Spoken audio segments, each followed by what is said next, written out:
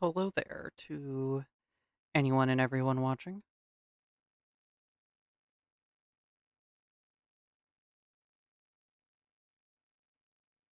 Figured I would start a little earlier this time.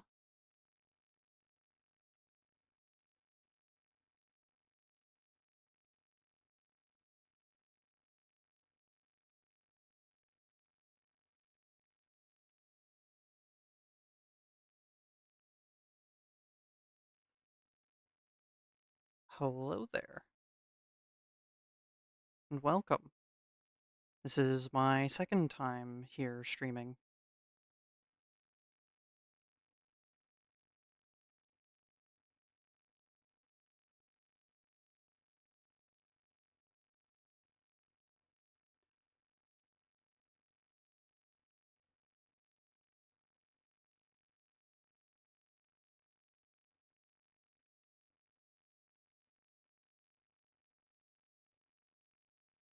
Yes, indeed, Combine Collaborator. I am thinking of doing this every Friday, roughly about the same time. So 2 to 3 p.m. EST, starting somewhere in around there. Um, Hopefully, not always doing the same map, but I think we should be able to get pretty close to finishing that today. I do have a plan, and I'm going to show you guys something a little bit more interesting than just some shadow work, which is what we did last week to anyone who didn't catch that stream.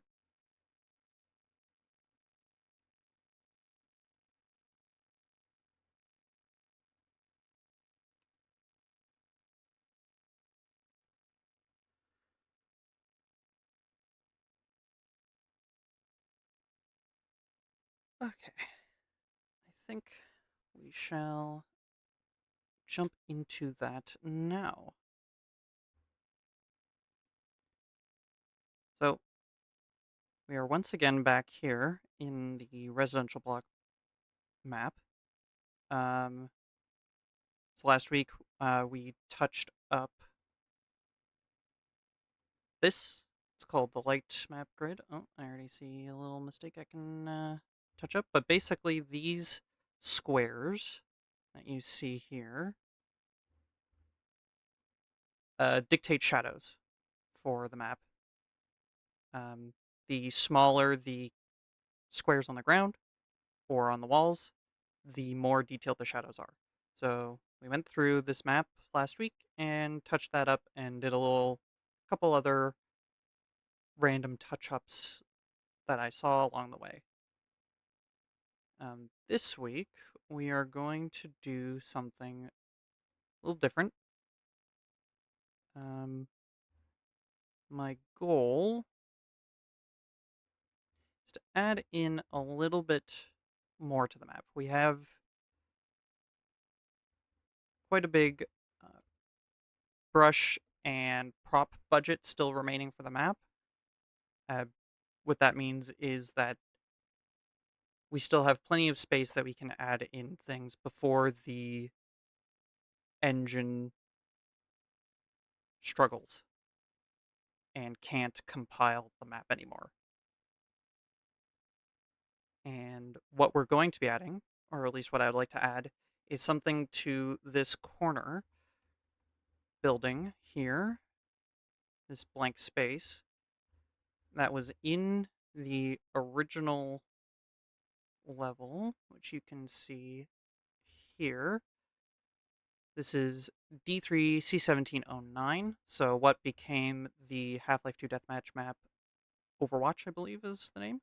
I keep forgetting, but I believe it's Overwatch.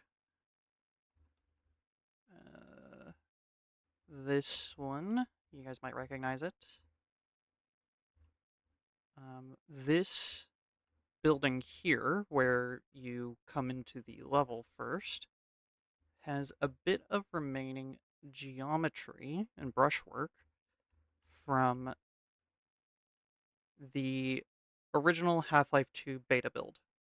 And I would like to add in this room space to this map on residential block, just to make this building a little bit more interesting, have a few more pathways in and out, and to pay homage to um, some pre-release content.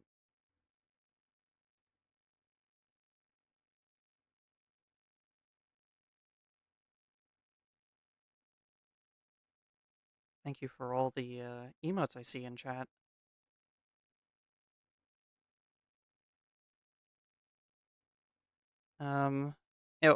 To catch you guys up, I did do some work on this map between last week and this week, mostly touching up what you see here, these little yellow squares in the textured version of the map.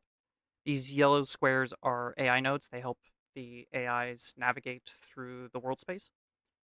And I touched these up and touched up a couple other things, added a couple extra lights here and there to brighten up some areas, and just mostly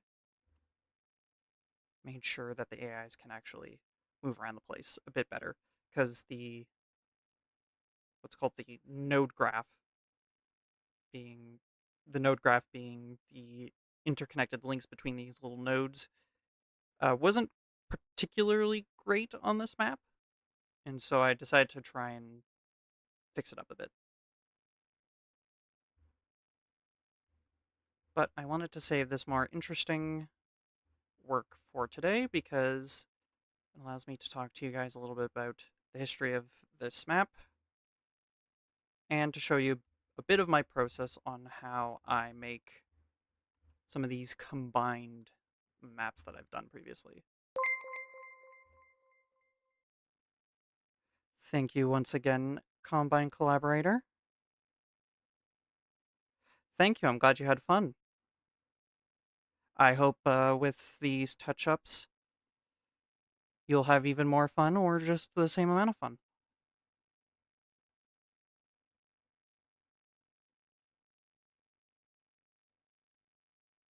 Yes, the node graph out of date rebuilding thing that you sometimes see on maps and various source titles, that is what these yellow squares are. It's that. Um, the level automatically builds the nodes, so that's what it automatically builds the graph when you first load into a map. So that's what's happening when you see that pop up. And the node graph is a bit different than what you might otherwise hear in or see on gmod where they talk about a nav mesh. That's a whole other thing, and that has to do with a separate AI system.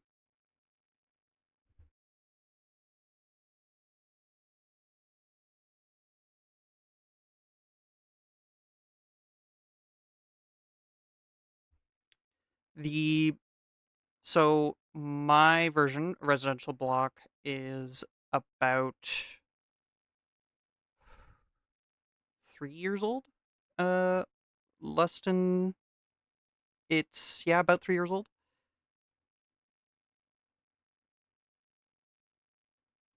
Let me just double check that.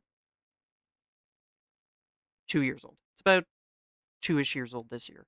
And the original map, um, D3C1709, that this would have been developed sometime between September of 2003 and when the game released in 2004. There's a couple different versions of this map in the beta, in the beta build, and then in the associated maps from that 2003 leak.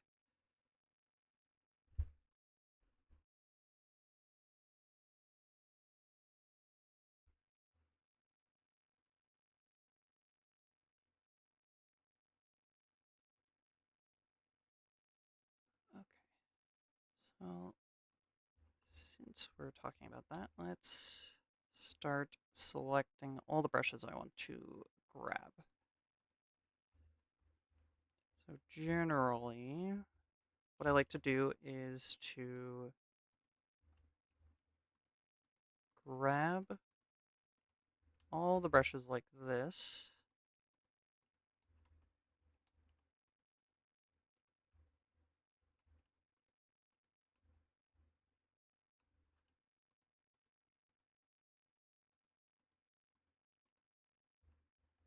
We'll even grab the extra little node there. We don't, well, we can actually grab these ones, because we don't need this since it blocks the doorway. Oh, we can actually shrink it to meet the wall on this side. Well, we'll have to touch up this a little bit, as this wasn't really intended to be seen for the release version of the map.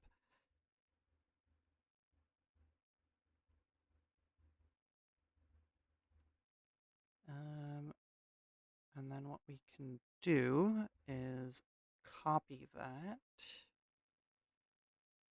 come back over here, and then just paste it.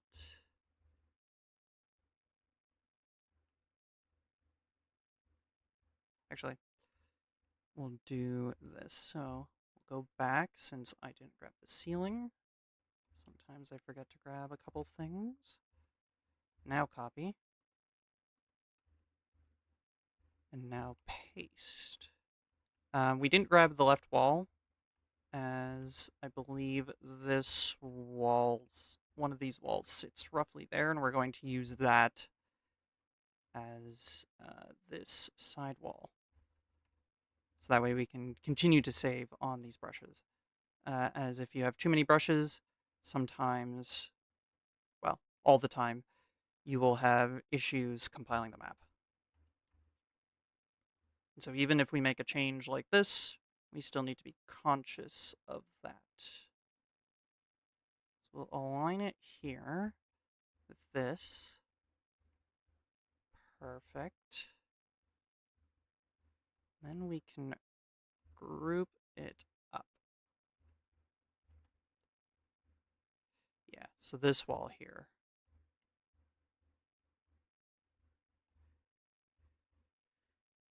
Okay.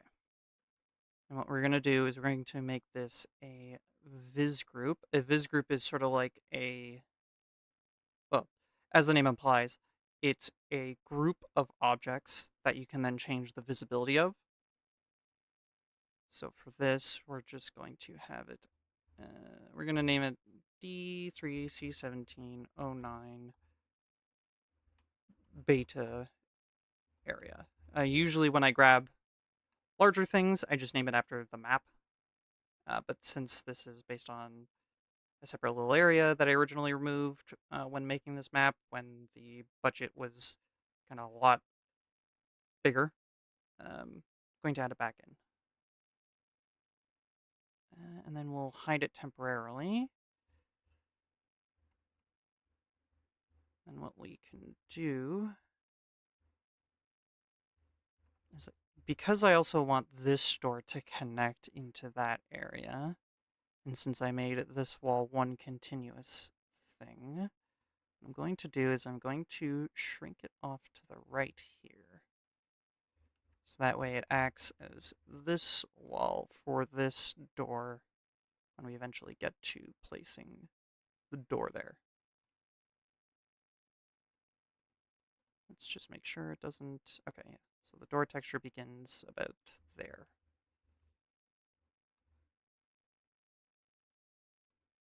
We'll move the viz group up, and then voila.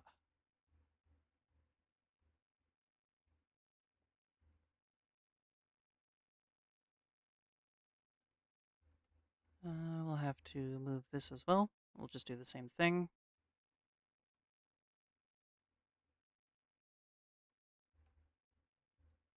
Line it on this side.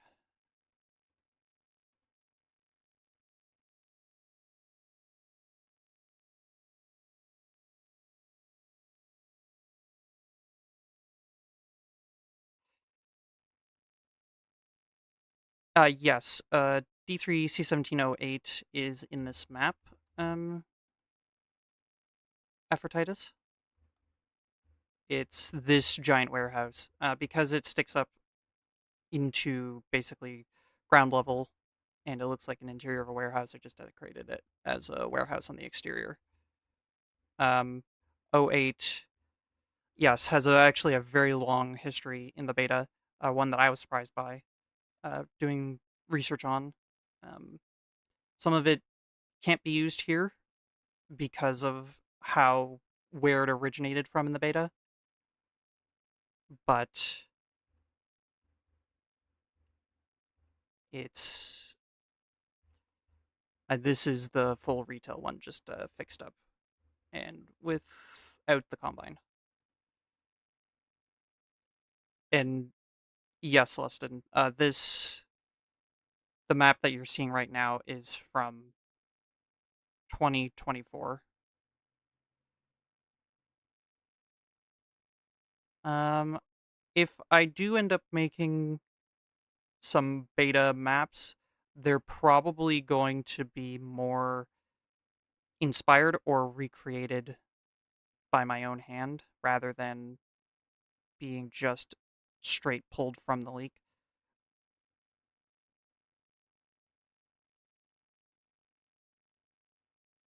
Um, so turning blocks into entities can be important depending on what you're doing.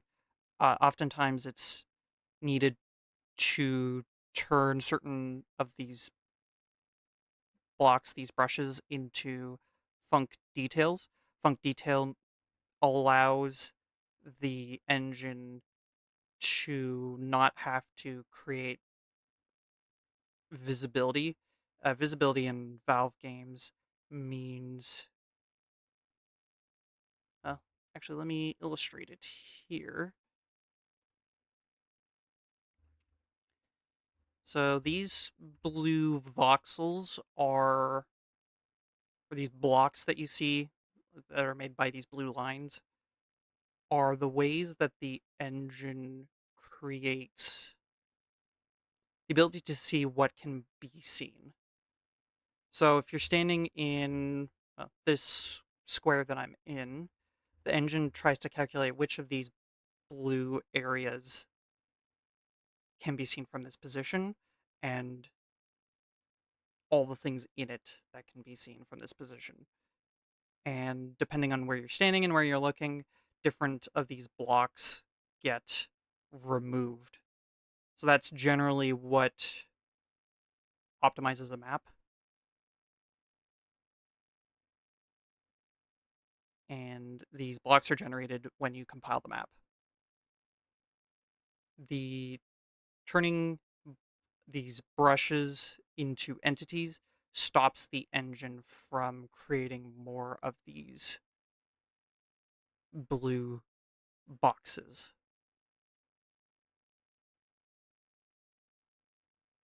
because it uses the solid regular non-entity brushes as means of creating the shape of the box. So for example, the railings here are all func details. If they were not func details, you would see these blue boxes coming up and off to the sides as it thinks that this is a solid brush, a solid thing that can create these. Source 2 maintains a similar system to this. Um, it's You may have also heard of this. It's called VViz. That's the program that creates, well, VBSP creates the initial blocks, blue boxes that you see here, and then VViz does all that calculating as to what can see what. Um, Source 2 maintains a similar system, but the boxes are way smaller and are calculated in a different manner, and then the engine handles them in a different manner.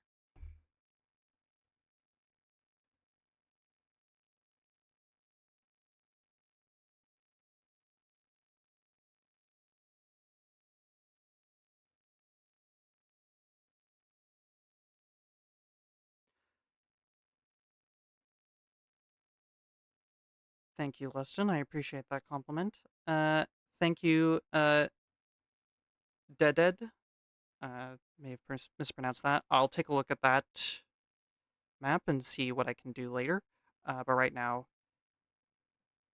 just focusing on this. But let's get rid of these blue boxes. They're called portals, and they don't have anything to do with the Portal game.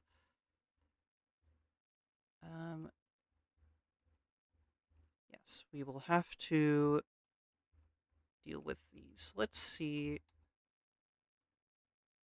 Okay. So if we want this area, we will have to actually remove this base here. So let's just delete that for now. Oh, actually, since we need that wall there, we can...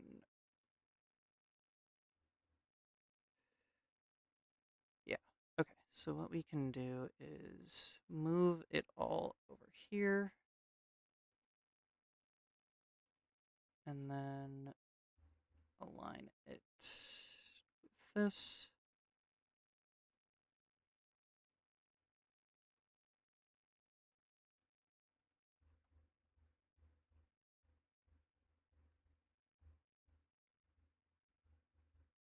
Ah, the sidewalk eats into this space. That can be fixed.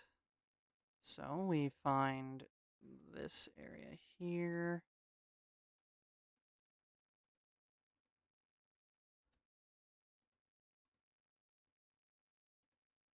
We carve this.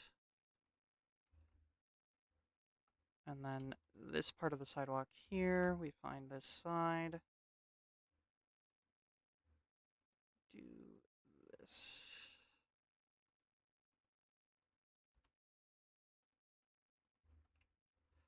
The reason why I'm going through this is because we had an advisor previously mention that there was some issues as well on this map, and I've also found some things I'm not very happy with in terms of design and optimization and all that, so I have decided to come back and do a little bit of a rework here. As well, this is my second stream ever. Still learning the ropes of that as well. As many know, I tend to do pre-recorded, pre-edited videos. So still learning the ropes of streaming at the moment.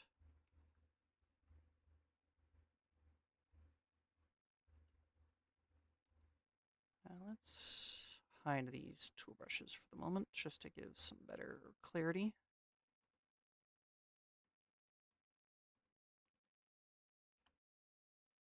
For those just joining, this is RP City 17 Residential Block Pre-War that I'm reworking.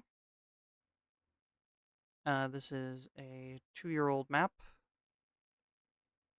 I made it in 2024.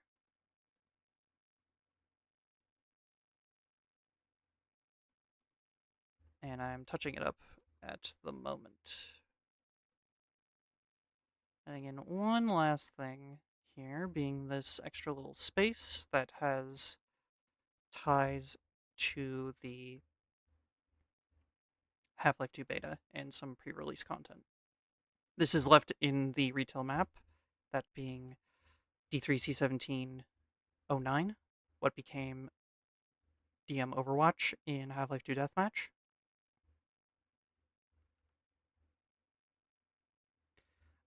Guess I should explain actually where this space comes from at this point.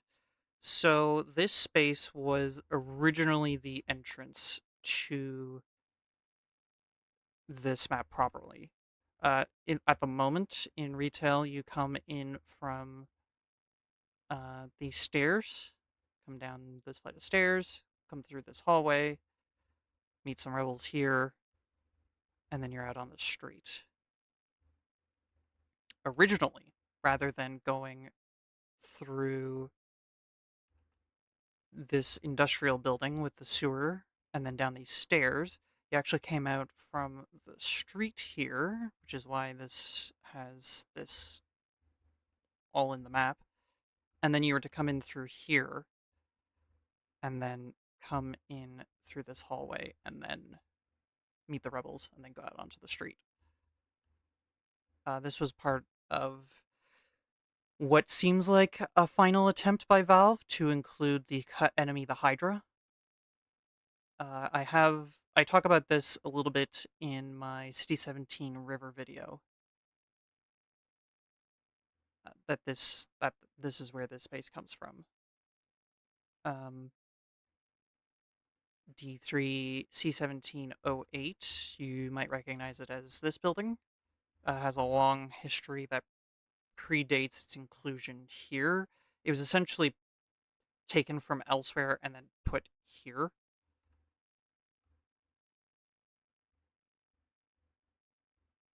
And there's not much remnant in the retail title of both what it replaced and where it originally was. That remains in a lot of the unreleased, well, unofficially released maps for the game.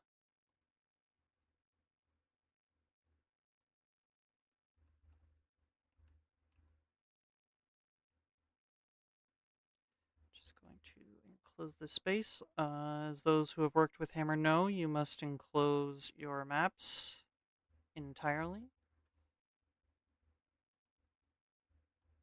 in order to get them to work. Okay.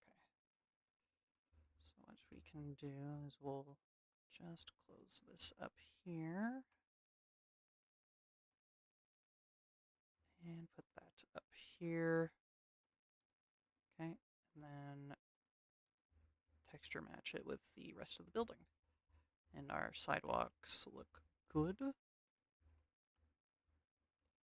This room is starting to shape up quite well. As well, during the original beta version of this map, there was actually a doorway here in this room that then connected over into this room. And it sat right where this wooden door was before. So this was a bit more condensed on this side.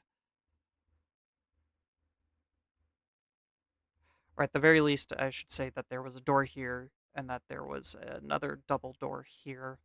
And the implication was that they connected on this side, which is something else we will be recreating today, partially. I think I'll just make it a regular door, though, to create like another little room here that then connects over here. I'm still debating whether or not I should add an original connection into this hallway. What do you guys think?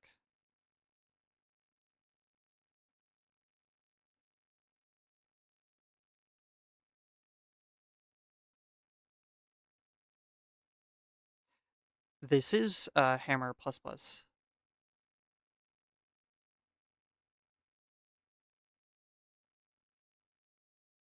Thank you, Elliot. I appreciate the compliment.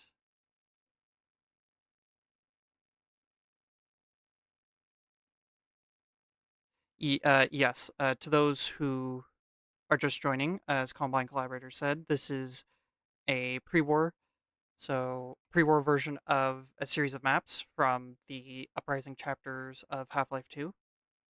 I've called it Residential Block because there's a lot more apartment buildings and a couple of commercial spaces in this area. If you're just tuning in, you'll recognize this warehouse, most likely, or this building here. This red building here was made in, or just more prominently seen in the Half-Life 2 deathmatch map, Overwatch. This is where Barney gets pinned down by the snipers. So there's usually supposed to be sniper holes here, and then sniper holes here. But because this is supposed to be before the Combine take over and destroy everything, all the streets are cleaned up. There's no rebels. Barney isn't here. There's no Combine. So yeah. Right now, we're touching up this building here, where you come in. You usually come in from this way, from these stairs here. You come, usually come down here, then through here, and then you exit out into the street here. But there was some leftover beta content in that original version of the map. This here. And I'm adding it back into this map to just give this map a little extra something, a little extra spice, as it were, to borrow some cooking terminology, as it were.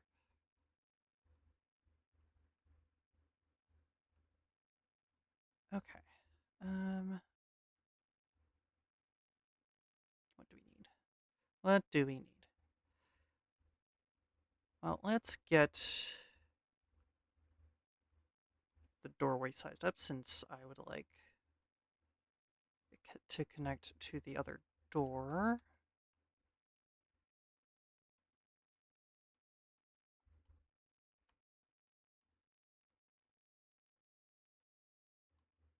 So we'll put the door frame there. We'll have to move this back. There we go.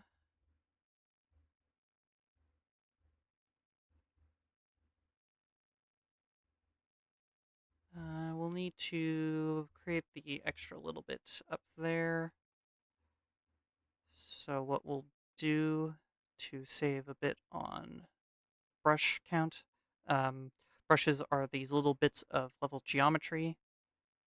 There's a hard limit because I'm using the Gary's Mod version of Hammer++. My limit is closer to about 8,000, give or take. But the normal limit is somewhere around the 6,000 range. Gary's Mod had it increased as part of some of their tinkering with the Source engine.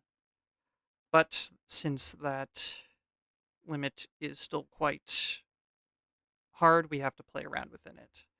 The brush count for this map, before I started adding in this, was about just over 7,000. So we still have a little bit room to play with for small little additions like this. Because we have an extra brush here that isn't really needed. Actually, we might need it for stuff. Well, no, we don't need it. So we shall remove it. One less brush is good. And this side being already textured helps us immensely.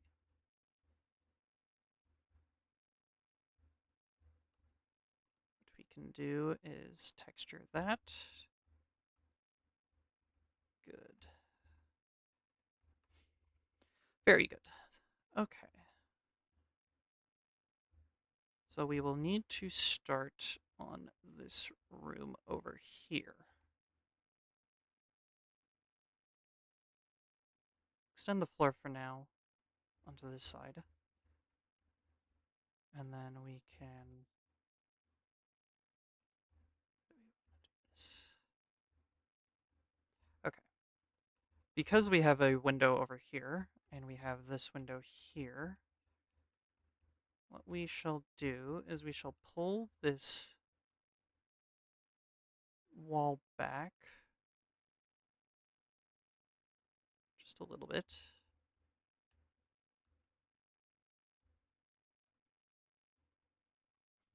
We'll add this window here, and then let's see how we can align it. Not quite aligned on this side.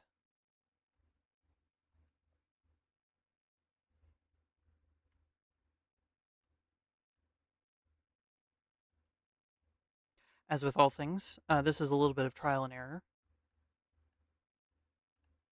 So we'll just have to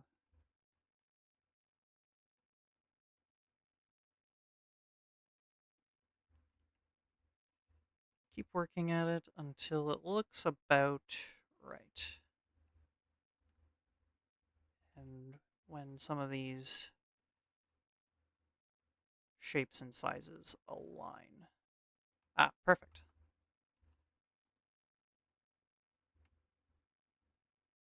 Oh, actually. Yes, perfect. What we'll do is we'll flip this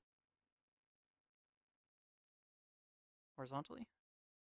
We'll have to fix these textures. And what we can do to save another brush is this one up above these windows. We can run the same one over. So that way we don't have to use as much. Similarly, with the ceiling, we can run it over to this side. And there we go. So since this side uses a double brush system, let's double check to see if that's how it works over on this side in the actual playable space. I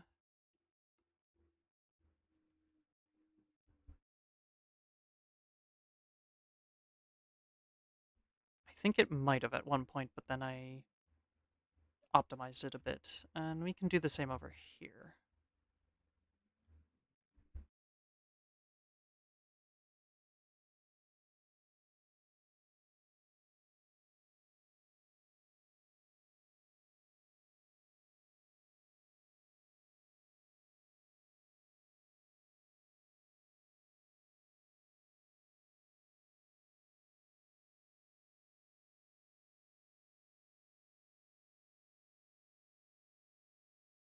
Actually, it appears we might not be able to, because we have a bit of extra... actually, I know what the solution is. Yes.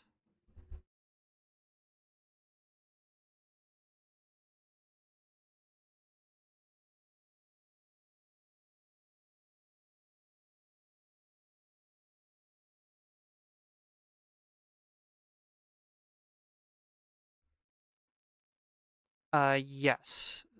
Most of the maps that you see in retail Half-Life 2 Leston are have a very long history through the Half-Life 2 various Half-Life 2 betas. Um,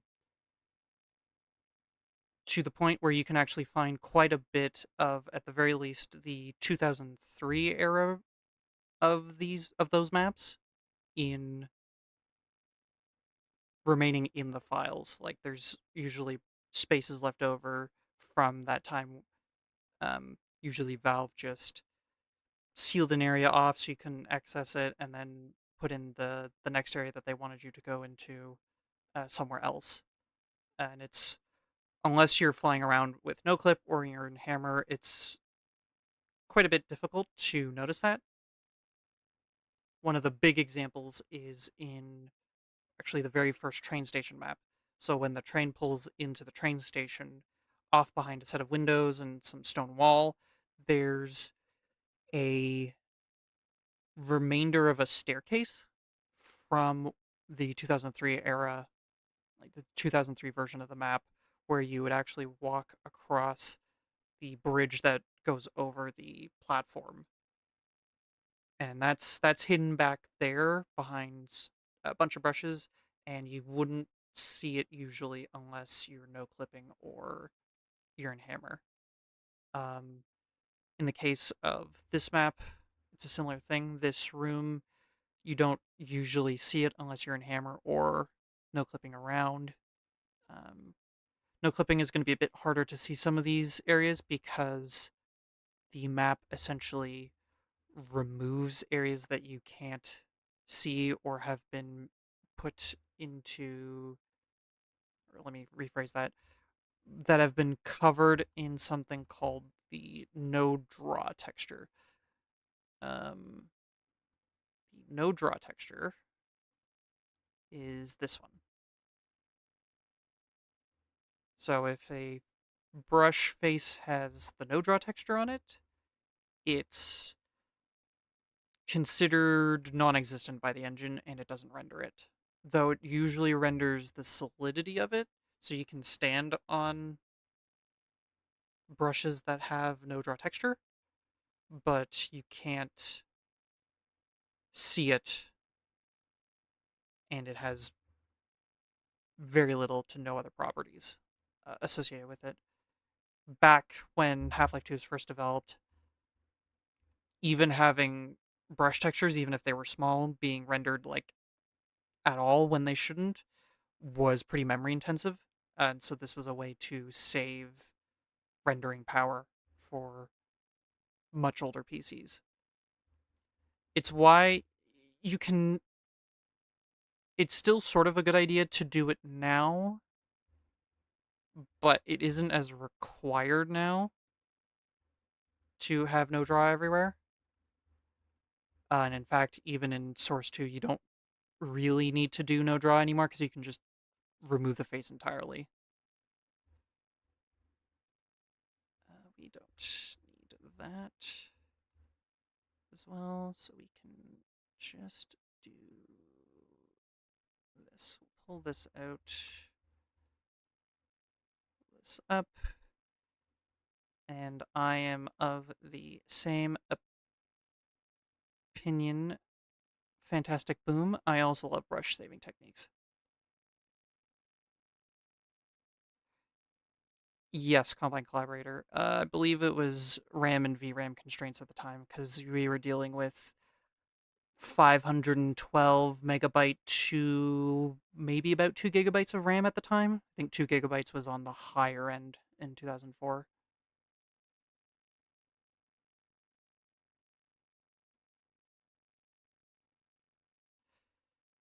Thank you, Kreisel. I think that's how you say your name. I apologize if I said it wrong. Um, I hope you continue to have fun, and I'm glad that you enjoyed it. Uh, this map will have a couple extra little doodads and a little bit of extra polish here and there after many, many years of not having it.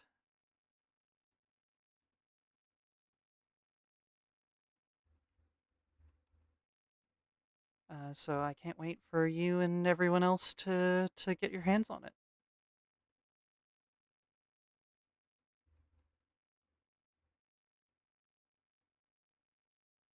Just going to touch this up. These brush saving techniques are extremely important to how I manage to cram as much into this map as I can without totally breaking everyone's PCs. It will still be recommended to have a slightly, but certainly more beefy PC than would have existed at the time of playing Half-Life 2 in order to play this game. Well, to play this map.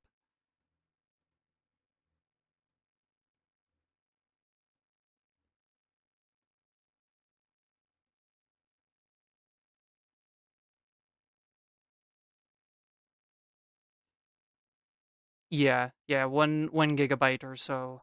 Combine Collaborator was definitely in the luxury range.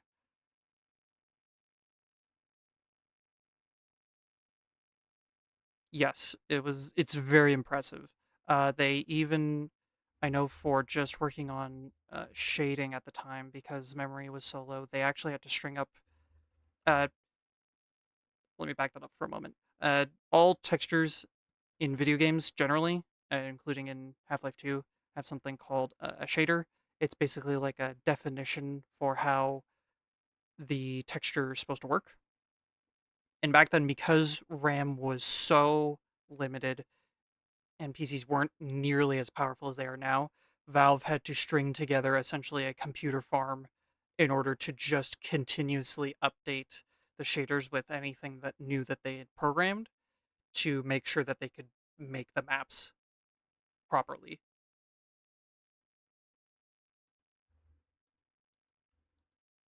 This, this.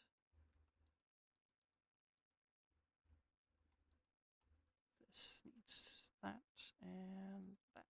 Perfect. Then what we can do is that and that. Perfect.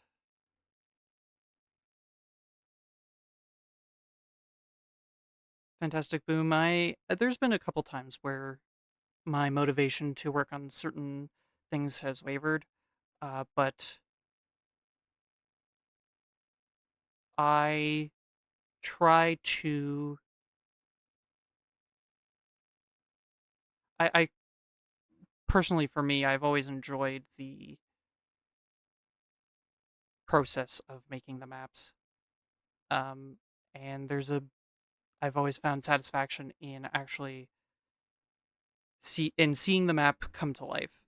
Uh, and in order for that to have worked, I usually started small and then worked up to something bigger. Like, uh, I had about 10 years or so of work before I released my first map for Counter Strike Go, CS:GO, uh, where I just worked on smaller things and then worked up to the bigger thing. And that sort of also helped build up my motivation to see more of it done. Obviously, everyone's different, but that is how I built up my motivation.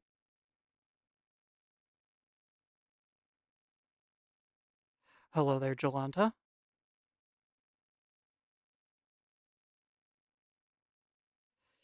Yeah, part of I think why Source doesn't feel its age is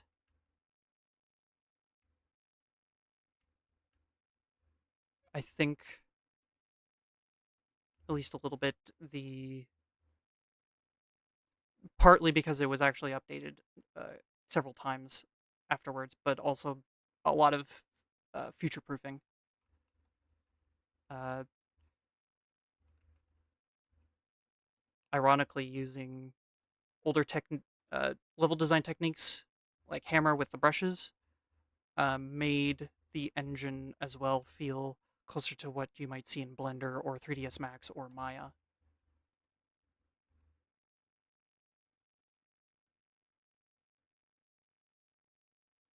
And the levels also feel a little bit more made like they were made in those softwares, which is what a lot of modern games now use for their level work. And there's a lot of other things. As I have a video on it, a lot of the facial animation work for Half-Life 2 is super advanced. It's using like movement libraries that hadn't been seen before at that point. It was very ahead of its time.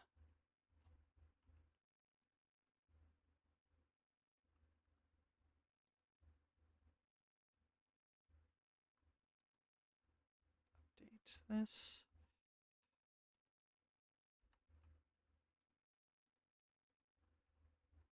And then bring this up. We're right now, for those just joining, this is a map that I had edited, well, that I had created back in 2004, and I am editing it now to improve certain things, uh, and to add a couple of extra little things here and there. Right now, this is the edition I'm working in. It is a remnant of a beta area that was remaining in the retail version of the map D3C1709, which you might recognize as DM Overwatch from Half-Life 2 Deathmatch. This is a map that combines several areas from the Uprising chapters, including D3 C1708, like this giant warehouse, among other areas, including some spaces that I custom built. And I'm adding in this little area just to give this section more gameplay and more spots to look at and play in.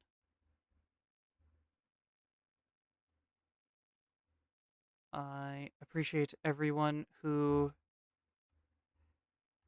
has and is tuning in. Could not do this without you guys, so thank you.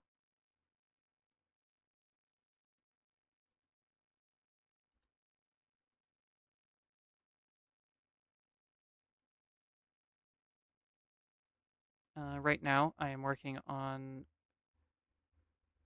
optimizing brushes. The brushes are these little bits of level geometry that you see in Valve titles, though they come with the name Mesh now in Source 2, but it's the same thing. Um, there's a hard limit. Gary's mod has a much higher limit than Half-Life 2 and other Valve titles. This one is about 8,000. Those other titles are somewhere in the ballpark of about 6,000, if not even less than that.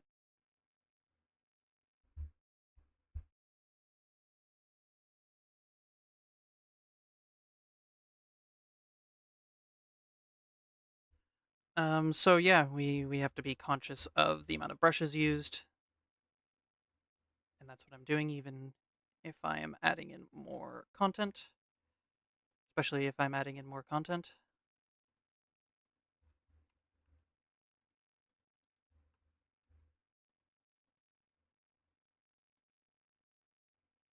The idea is to connect this building, which was the original beta entrance to the Sniper Street here.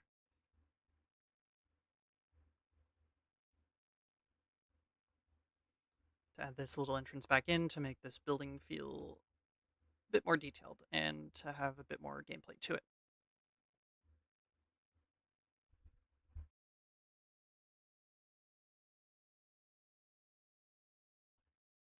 The moment I am removing the bottoms of these windows, because if there's two beside each other, you can string along the bottoms.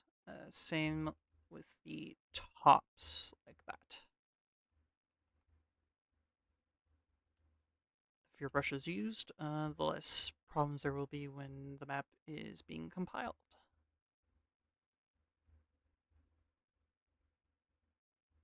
And since these areas are having little double brushes,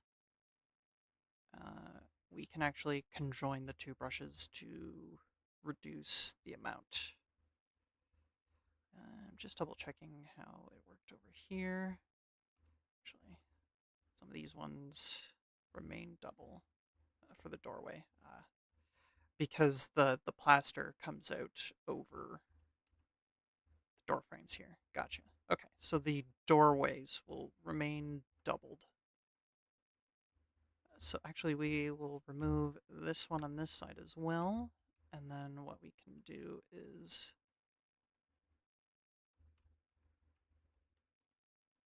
grab this. Actually, we'll need to remove that one too. So grab all this.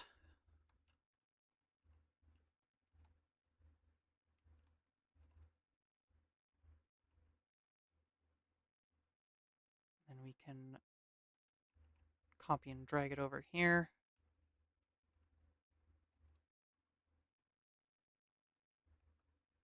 And to ensure that's aligned, we'll do that. Okay, so we need to move it back one. And then slide it over, and perfect.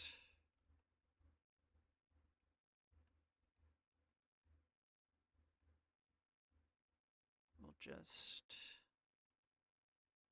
trim here with this, and perfect.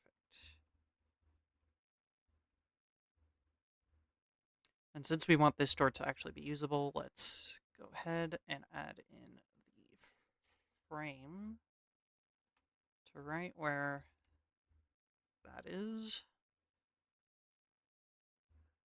We can remove that.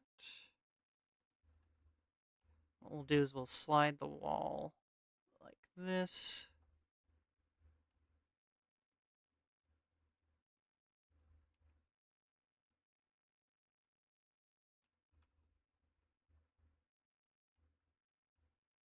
We'll need another separate floor space. This can actually be removed. We can slide this forward. We have to leave these two bits of floor separate because this dips into where the sidewalk is, so it has to be separate. This does have to be separate from this as well.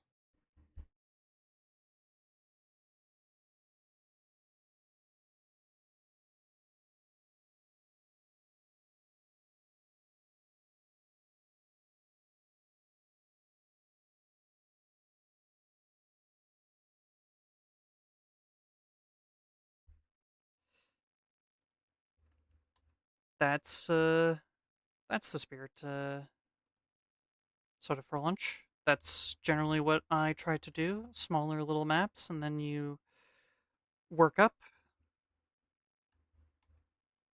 to the bigger stuff. This was making this map here. This map at this scale took a long while to build up my knowledge to get to even this, to get to this scale. And I still made mistakes even making this, which I am correcting now, specifically in these nodes, AI nodes. This is the node graph. If you've seen the meme about the node graph being rebuilt, that's what these are. At the time, I didn't quite have this as best as I could, and I've gone through and fixed it up for this new work that I'm doing. I did that between streams, as I streamed last week as well. I'm also a new streamer, so I'm just getting the hang of this.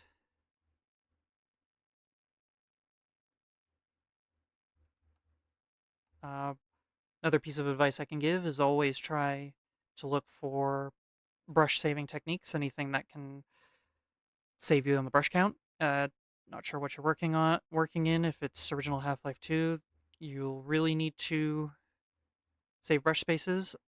This is gmod. Gmod has a much higher brush count to work with.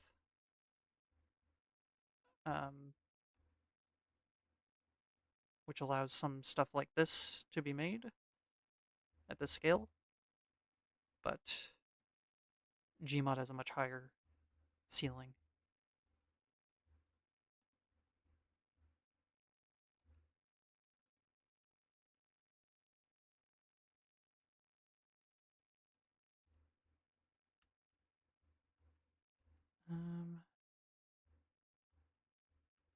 Okay. We can actually reuse this brush here as a good brush saving technique. Just pull this all the way over.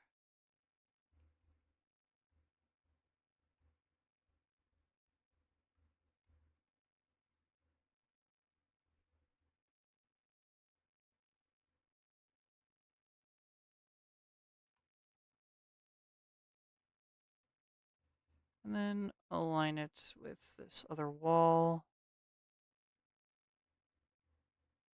Sure, that's not too tilted there. And then what we can do,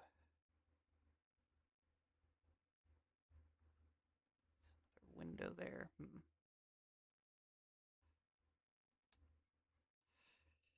Now that's a tricky little design conundrum there. First, let's fix this little wall here.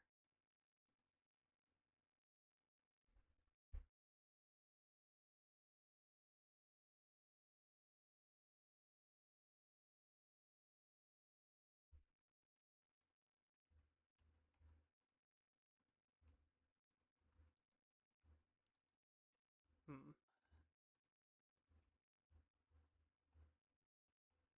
Yeah. Okay.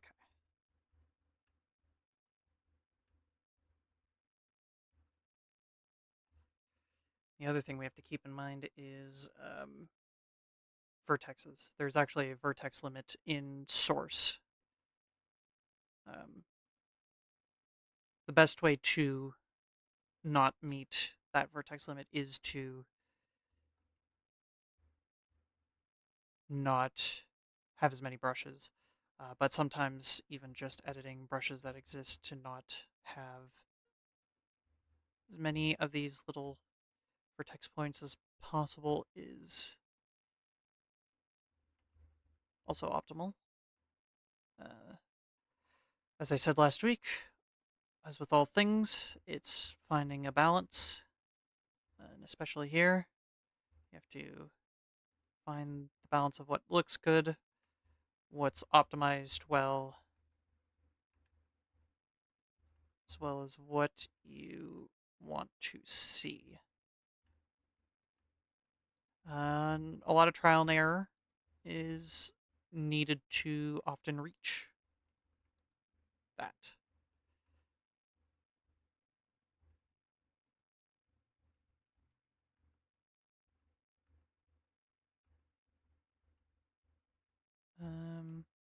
Okay. What we'll do is, because we have these windows here, I kind of want to add more windows into these little corners here, just to add something a little bit more. But that is a lot of extra brushes, and that's one of the many things that can be debated is wanting to attain a certain look while also dealing with the brush count.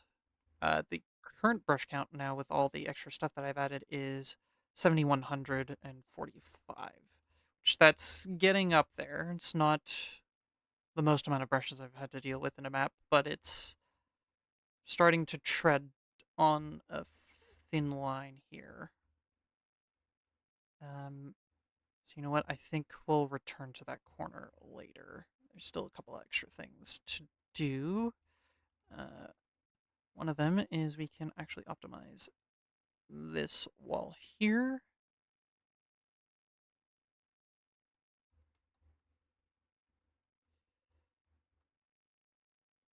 And we can actually also do this. For the moment, at least, we can pull this wall over.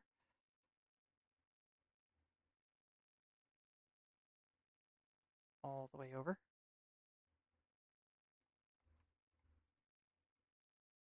Same thing with this one on top. Now, regardless of how far over into that corner we go, we still need to get the roof, the ceiling in place.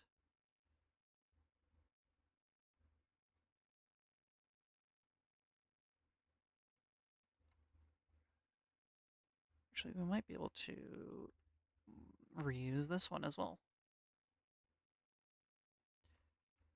When you're combining two areas that align in such a way, and this is how I did it for the larger areas, like the larger groups of brushes, like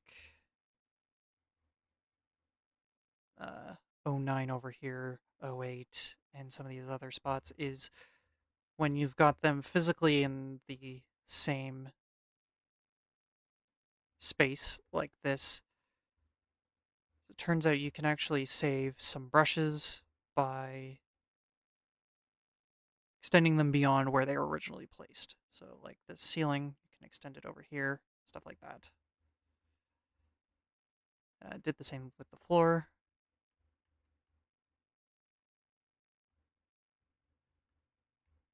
And what we can do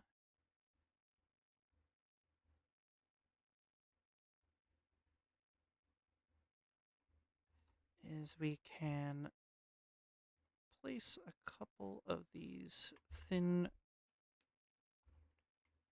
doorways here. I don't think I'm going to have it connect here, as I still would like this to look as close to how it looked in Half-Life 2. But there is an opportunity here to imply a greater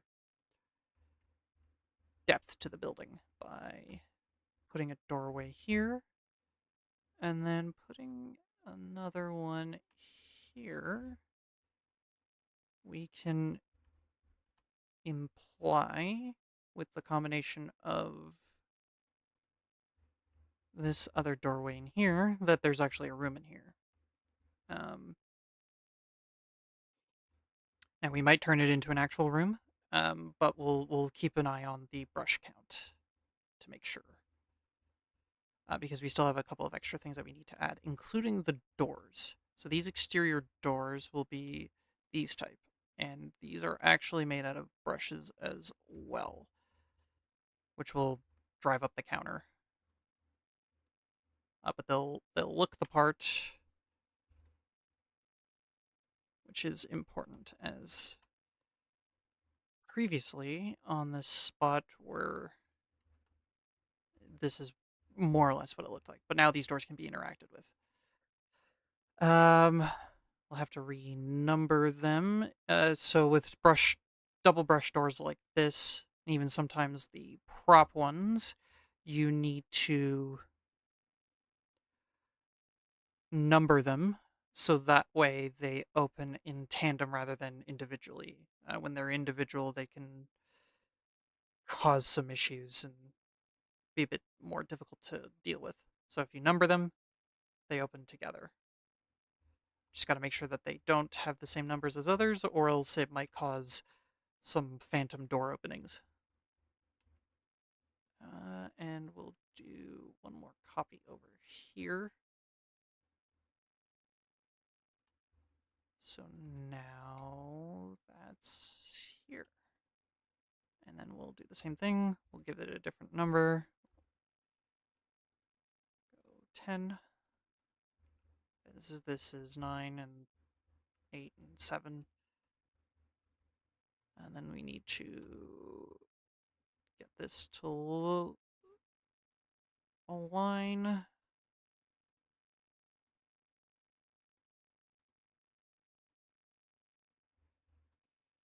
And there we go.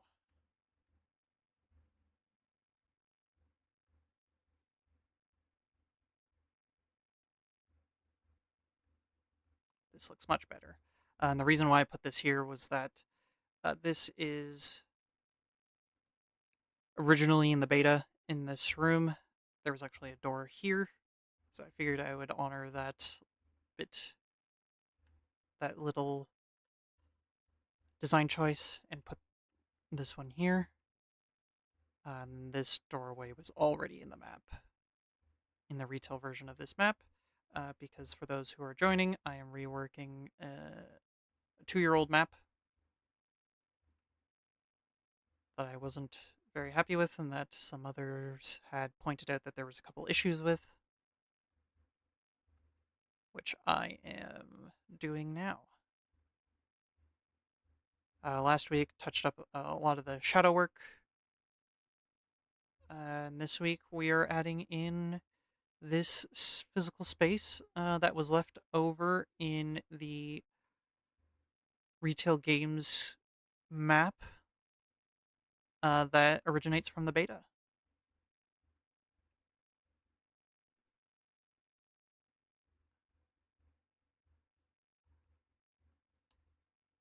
What we can do as well. So these white boxes are where the windows sit. You can sort of see the texture there. These add in extra little bit of light to make it look like that the sun is peering through the window. And we can add this here. It is bit, it does add to the brush cost. So this will be a temporary thing.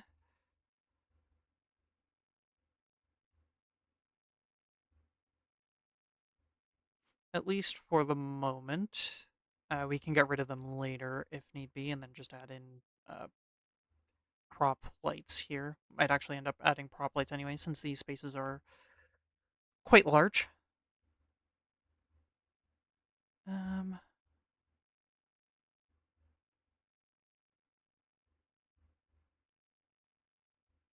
You know what? I think we'll add in this extra room back here. I think I've decided. I think we can increase the count by a little bit without too much issue, because the doors to this room will be mostly made out of props.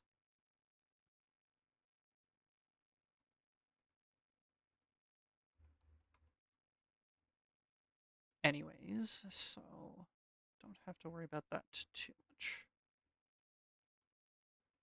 Like I said, a lot of this stuff is trial and error. It's entirely possible that I'll still have to go back and remove all of this anyways, depending on how the compiling works when I decide to go and test the map. And it very well might be a case of needing to remove an extra room or a couple of extra little details. But that is part of the fun, is the trial and error. Figuring out what you can do and get away with in terms of pushing the engine to its limits.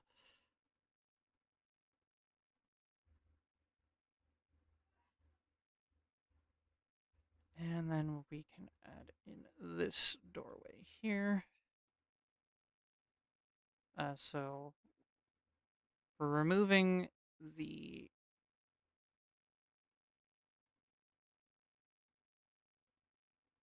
this, and then adding in a prop door frame like this, and then we'll have to add in the additional walls on the other side.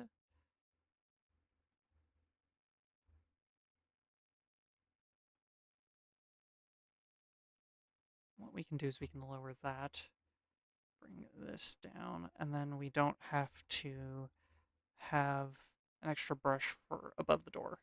So we can save there. This one will have to add another one because of the way that the height on this ceiling changes. But actually, we might be able to... No, that dips further out. So what we can do is...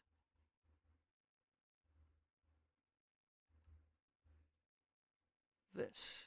So we'll bring this back here. And then we'll move this over. We'll have the floor covered.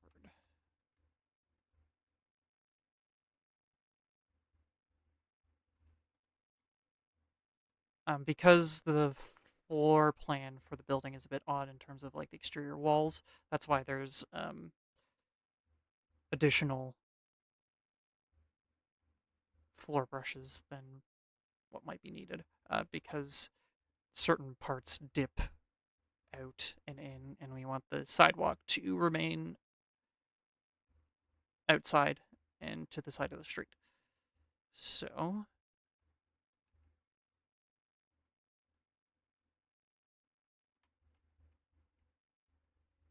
do this, align it to this side of the frame.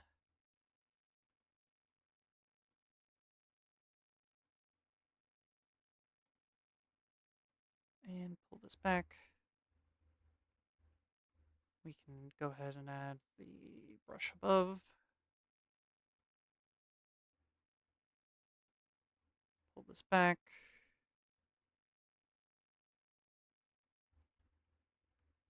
And then we can align the textures like that.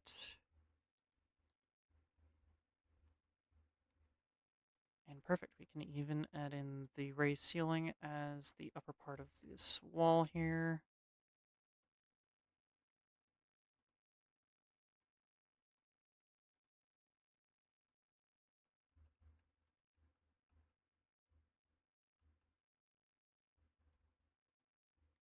And then we can even use this ceiling to act as the ceiling for this extra room. Perfect.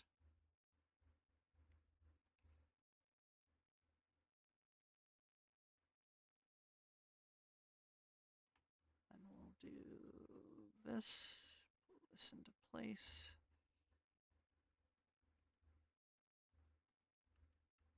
Yes. Okay.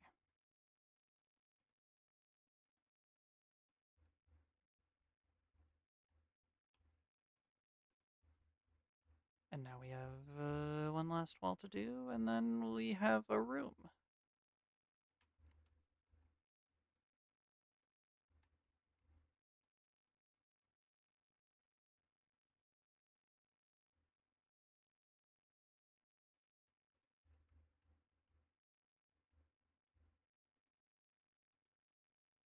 And we're still below 7,200 brushes, which is what we want.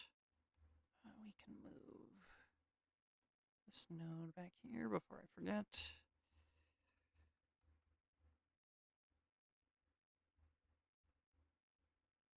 Okay, we can make one final decision.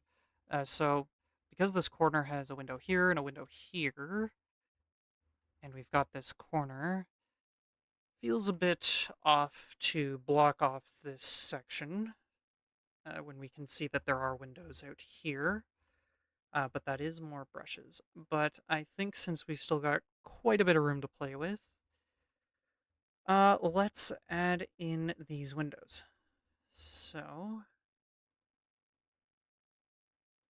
alright, these brushes we can use for this side, so we'll just carve them. This will have to be a bit trimmed as well. This one down here.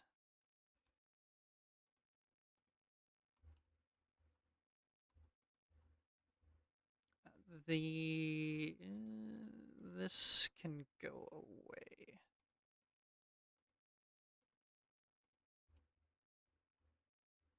Then what we can do is this.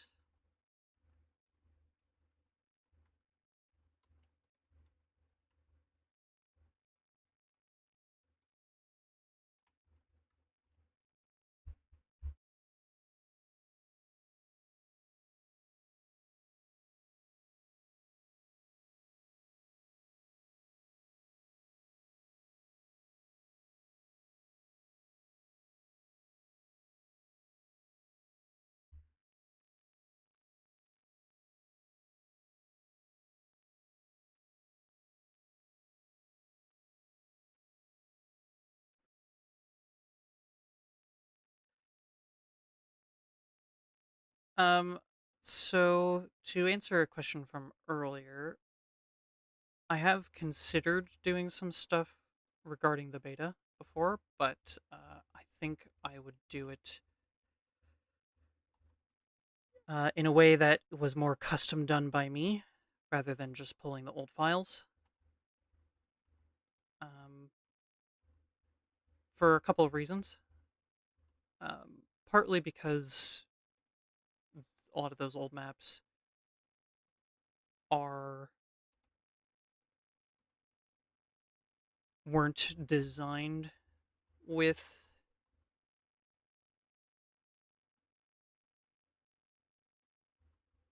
certain gameplay ideas in mind. A lot of them were testing out visuals and what the engine can do at the time, stuff like that.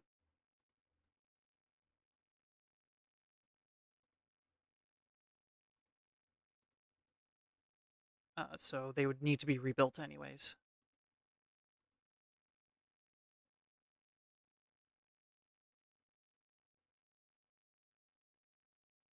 Honestly, Fantastic Boom, for a lot of the maps I've done, I've also had to make certain brush abominations with massive surfaces. Source 2 actually allows you to get away with a lot more of that kind of stuff, since it works closer to Blender or Maya or 3ds Max. If anyone's ever used those tools before.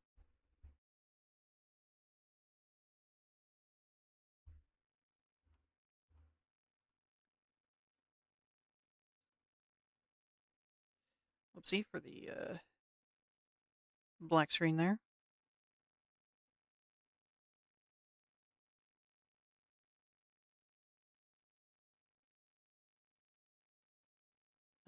So Lustin, the reason why these are piece by piece is because at least partially most maps in Source are actually built with little pieces.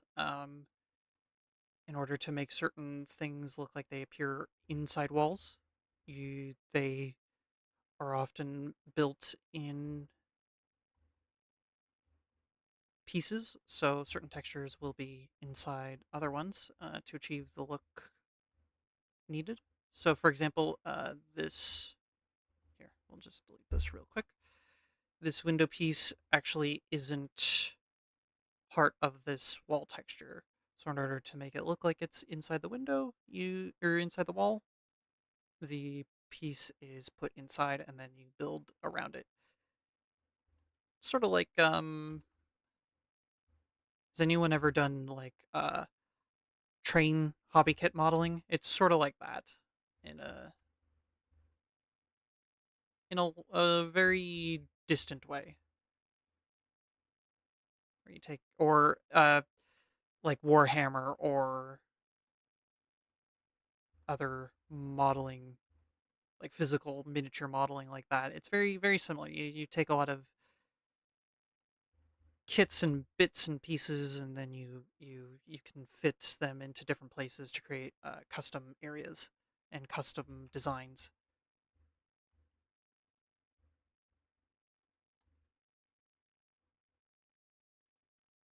And this space that we're working on here with the windows, well, there was a window there, uh, is very similar, where we have to take bits and pieces to slot together to create the look that we're going for, which is this little front room by this doorway that has, oops, rotated it the wrong way. Looks like this.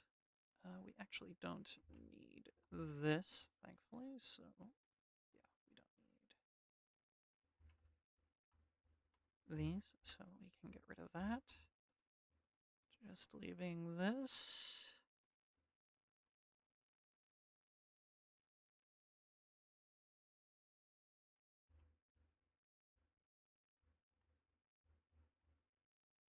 And then we just need to tidy up this interior space here.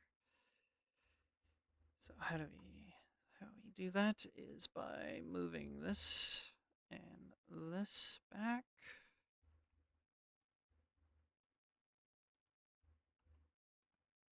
We move this back into place.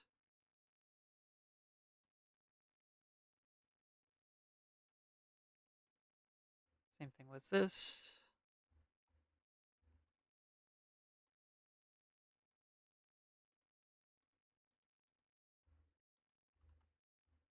And there we go on the exterior.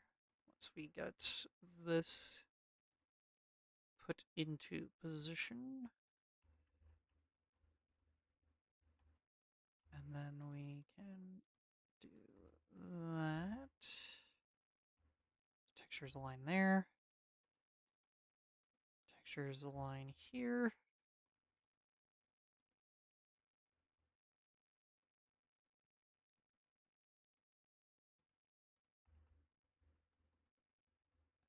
And we'll have to see about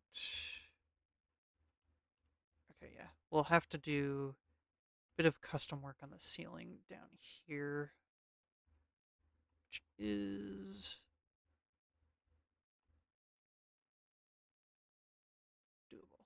All right, so we'll move a bit of a ceiling into the corner since it's part of the exterior's shaping. And then we will put in another bit of ceiling here. Make sure it doesn't conflict with that. Align all the textures so it all looks similar. And we'll have to fix the ground here. We can add in this little white bit here to ensure that get a little bit of light there.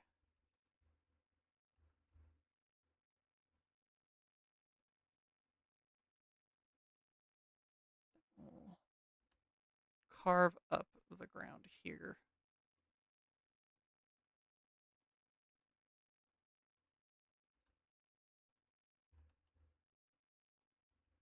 So that way the ground doesn't appear in the exterior sidewalk doesn't appear inside, which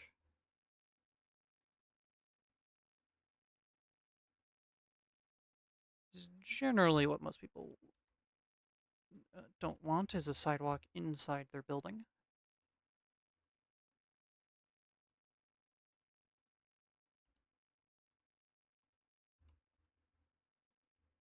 And we'll have to do something similar to what we did with the ceiling, but here for the ground because of the shaping of the building on the outside.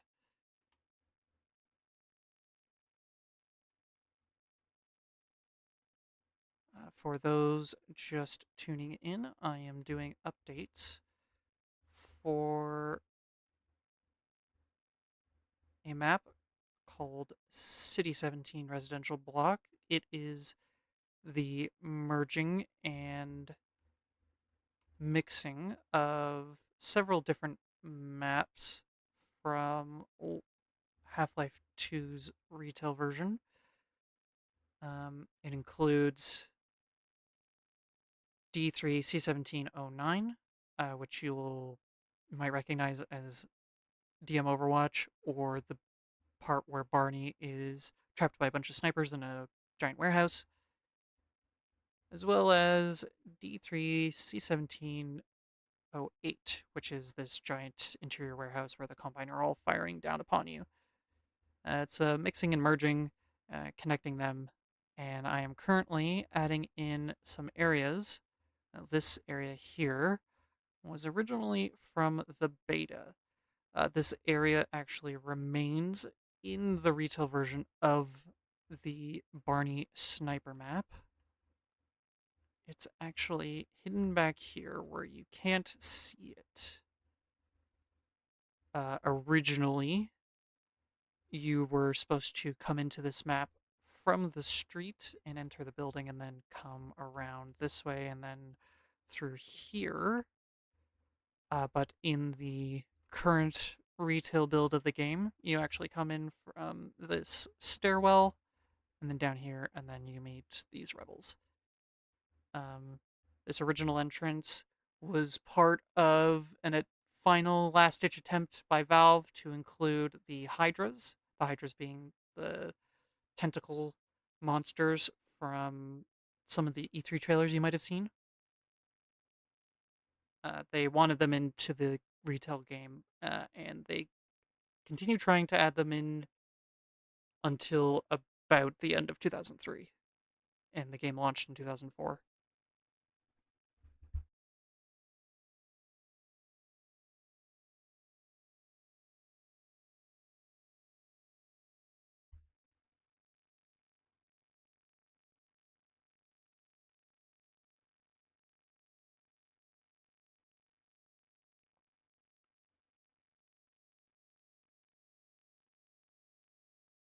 Oh, yes, Leston. The Source engine is approaching 30 years old at this point. Its earliest versions of development started in about 2000.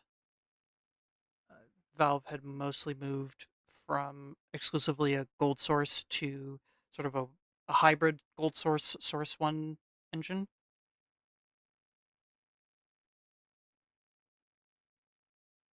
Oh, wow. You're merging the Half-Life 1 maps, Team Clown.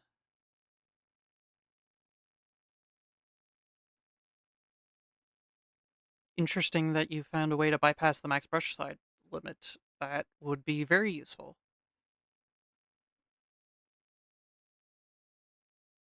And yes, Lumerer, what Brobar said is true. The ground nodes are the way for AIs to move. If you've ever seen the needing to rebuild node graph meme, that's what the ground nodes are. Uh, you place them down like this. There are these yellow things, these yellow like cubes on the ground here. You place them down, and then they connect, and it tells where it allows the AIs to be able to navigate the spaces that you make. Uh, with stuff like trees and poles and stuff, you will have to sometimes put extra ones around them in order for them to navigate properly around it, because sometimes it will directly connect the line through an object, and that doesn't work.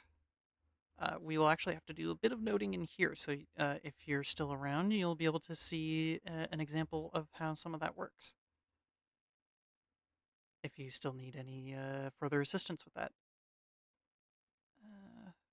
Now we shall just do that.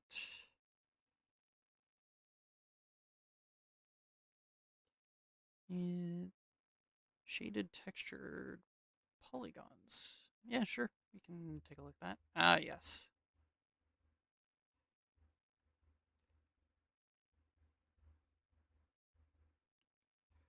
This does help with seeing the depths of different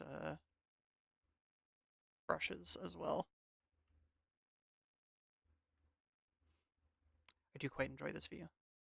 Uh, for those who may have not used Source 1 Hammer before, there's a whole bunch of different options for how to see the map.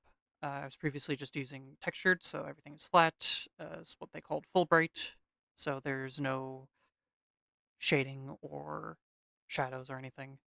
There's a lighting preview, which lets you sort of see an early version of what the lighting looks like. Um, the results are a bit mixed as to the quality of that from my personal experience. It's usually a bit darker than what the map actually looks like, because I don't think it includes uh, bounced lights. In more modern versions of Source 1, lighting can essentially bounce around like it does in the real world. And that the lighting preview doesn't usually include that, so it's a bit darker than it otherwise would be.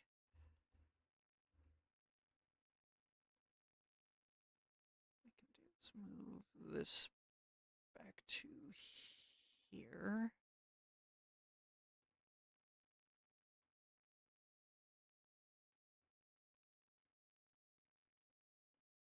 Do a bit of extra trimming with this. Didn't need this extra brush here, I don't think.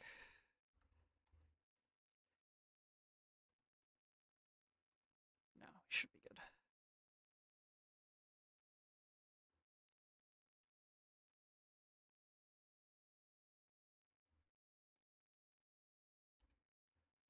And there we go. The sidewalks align and look a little bit better. And there's no sidewalk inside. Let's add these a couple of doors in. We'll have to add in some area portals to these exterior doors. We'll add in some lights, and then we'll do some node graph work, and then we'll be good, I think. So we'll need a wooden door, and I have them, one I can just copy from over here. Oh, we'll have to get a better grab on it, like so.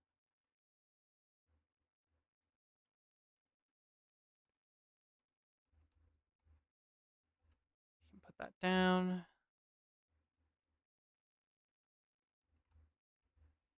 And voila! It's in its frame.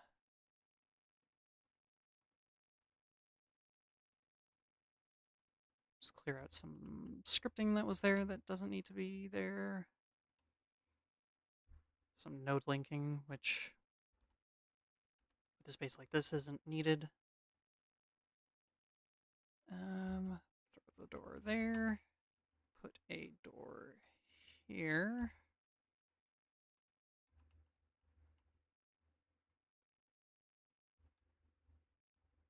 And then throw this door here.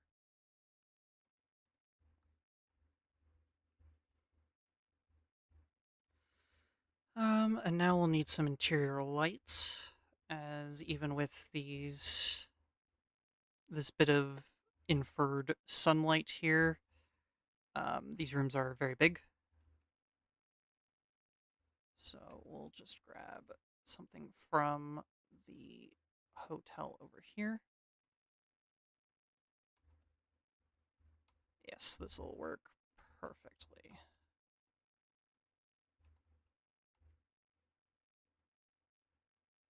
Just copy, drag it over here.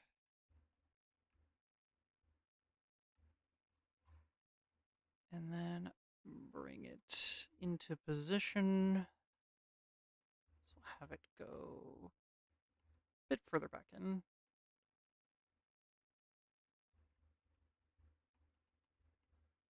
We'll line it a little bit this way. Put another one in here. It can actually go a bit further back as well. And then we'll put another one where the ceiling is a bit lowered.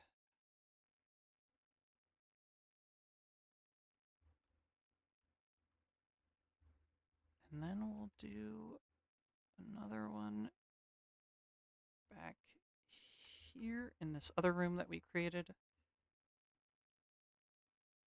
I might need to fiddle with some of the lighting settings in order to get the room to be properly lit, but that will be seen once the map is compiled.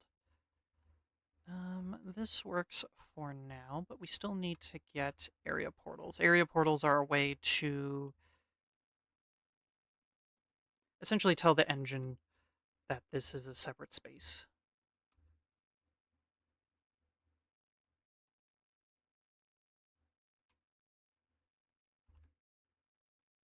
From the exterior world. And with it being a separate space, it doesn't always need to render it, which is important in order for making sure that the map runs smoothly. So now with that interior essentially sealed, let's throw down a couple of these ground nodes. Ground nodes help the AI navigate, so we want one on either side of a door. This also acts as a connection for this node on the sidewalk and this other node on the sidewalk. So perfect. The node can connect there. We can throw another one here. Actually, we'll have to pull this one back a little bit. And do this. Put it on this side. And then we can connect it with the node that I have out here. So from the center of these nodes, a little string will form, a little line.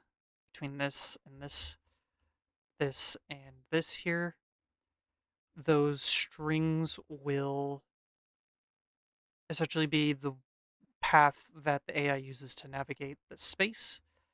Sometimes those strings will decide to go into things, so we got to make sure that that doesn't happen, because if it goes into something, the AI can't navigate.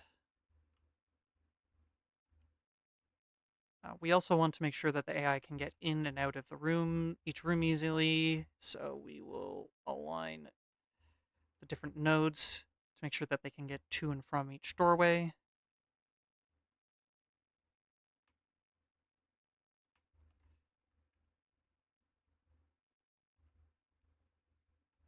So we'll need to fix this one up as well.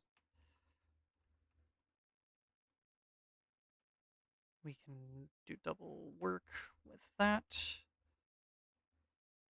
Put one in the middle of the room here. That grabs all those. Connect that with that one. And we'll make sure that it can navigate this backspace. Can navigate the room. Put one here. And then to make sure that it can see over here, like it can physically get into this little cubby, there we go. The room is noted. We have the area portal. It fits in this space. All the doors are in. It's visually consistent with this area. We've got some lights. We are still under 7,200 brushes, which is good. Brush limit in Gary's mod is about 8,000 or so. Oh, we will need to fix that, though. It doesn't need to extend that far out.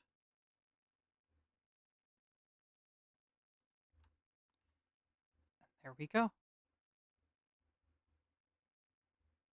We can do a bit of node drawing. It's not as important nowadays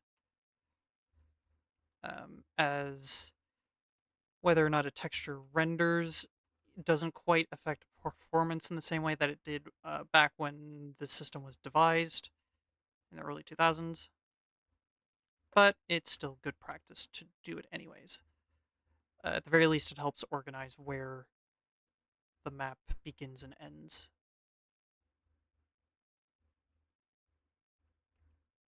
Oh, that's a little stretched there, so I'll have to align it better with the wall. This can come back a bit. Perfect.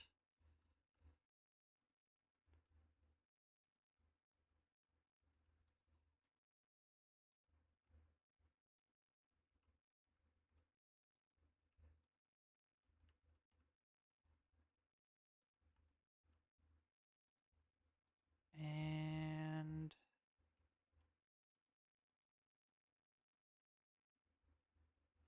there we go.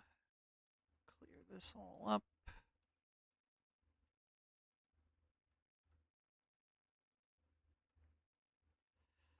This does technically optimize the map for those whose computers might not be the most modern as well, so it does give them a chance.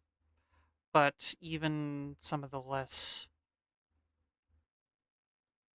than optimal computers nowadays don't completely need this, but it's, again, still good habit.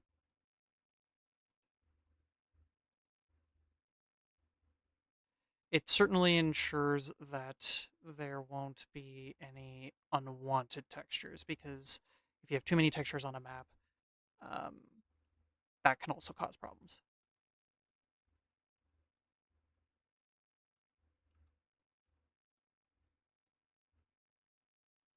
Just do this very quickly. Make sure there's... It also, getting into details like this allows you to see if there's any other rooms for improvement. I think... Let's double check here.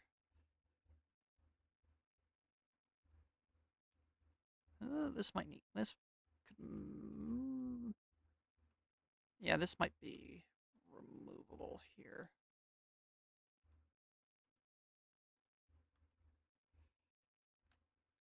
Could be, yeah. We can optimize that with this brush.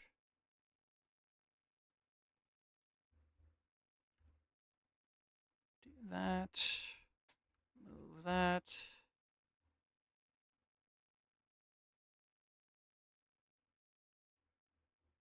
And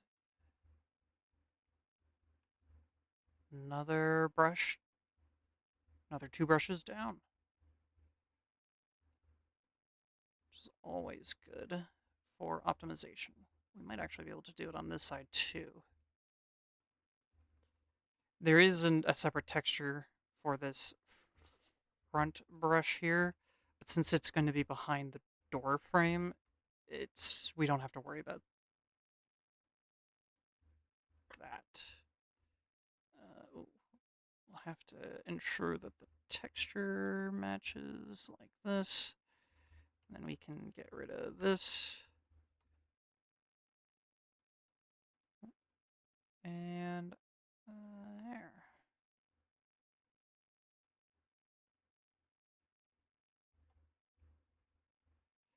We will have to do that. What we can do is this, yeah.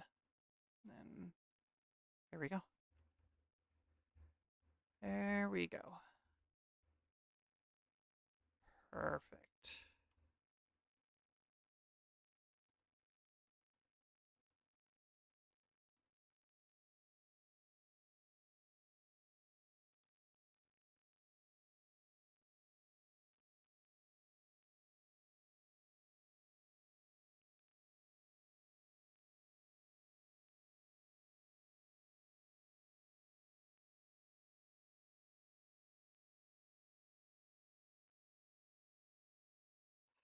Interesting way to do that, Team Clown.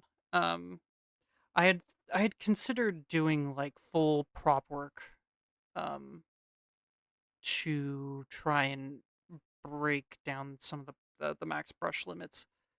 That's awesome that you managed to get it to work. That's I'll have to do some experiments with that. I used parts of the proper plus plus technique to work on the Left 4 Dead map that I worked on a while back. Um, and it worked well for those bits and pieces, but trying a whole map would be very interesting.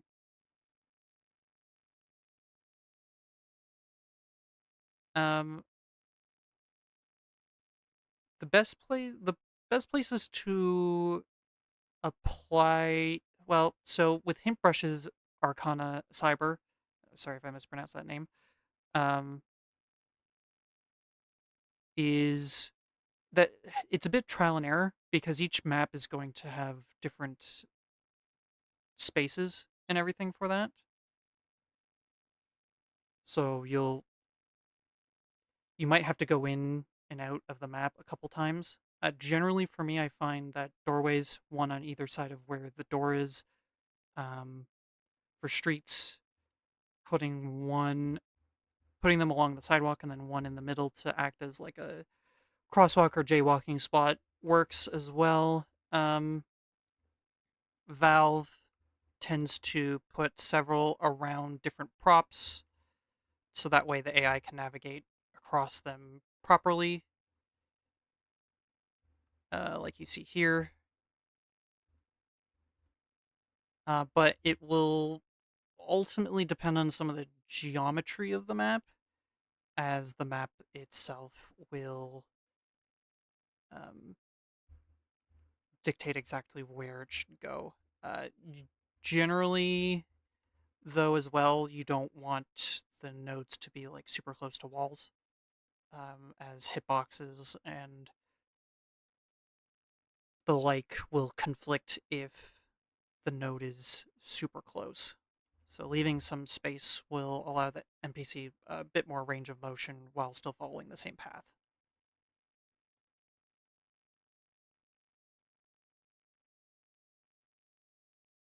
That is true as well.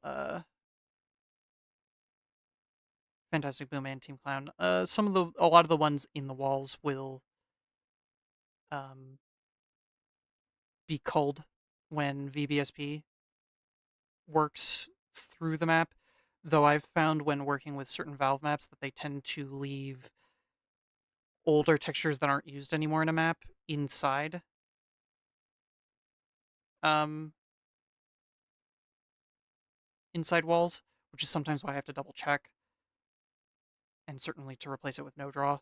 A lot of the times they have left developer work from older versions of the map and other textures, which is why I've gotten into the habit. And yeah, Fantastic Boom. The hint and other tool brushes do add on to brush limits, which is why you have to be a bit. Sometimes that has to be considered,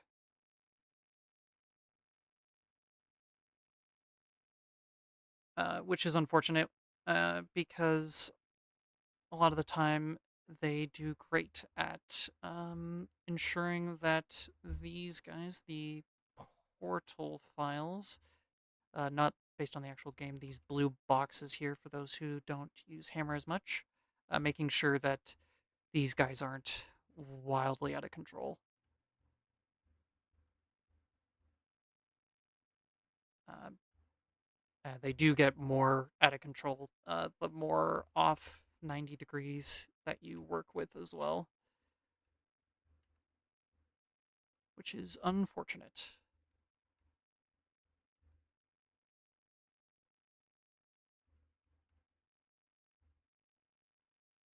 But yes, I think that shall conclude our work today on this. This also puts this map very close to being done overall.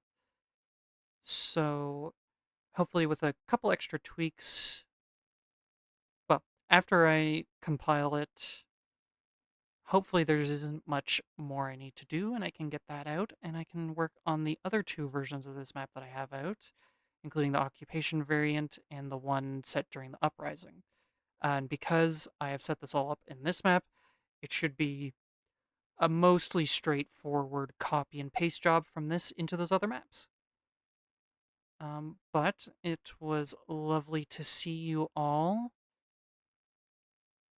It is a bit warm here as part of the ongoing heat wave that I am in. So I'm going to let my PC cool down a little bit and let myself cool down a little bit. I hope everyone stays safe. Um, if they're also in some heat during the summer, I hope you all enjoy your mapping. I hope this was all either educational or at least fun to watch. And I shall catch you guys next Friday. Thank you for all the support, and thank you for all the kind messages and critiques. It's always very helpful. Take care, everyone.